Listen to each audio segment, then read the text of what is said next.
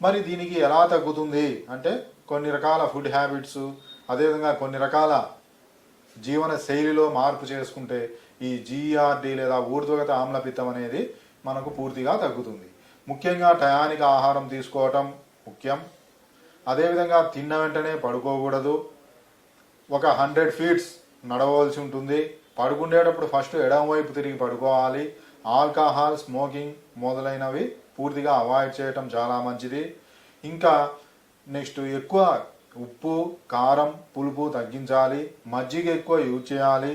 పెరుగు, దుంపకూరలు వీటికి చాలా దూరంగా ఉండటం చాలా మంచిది.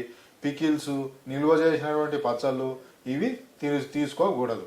టయానికి నిద్రపోవటం అనేది అవసరం. ముఖ్యంగా ఇవి ఎంత బాగున్నా మానసికమైన ఆందోళన, టెన్షన్స్ వల్ల కూడా మనకు ఈ గ్యాస్ట్రిక్ ప్రాబ్లమ్స్ వచ్చే అవకాశం ఉంటుంది. మరియు కాబట్టి ఈ మానసిక ఆందోళనను చాలా వరకు తగ్గించటం ముఖ్యం.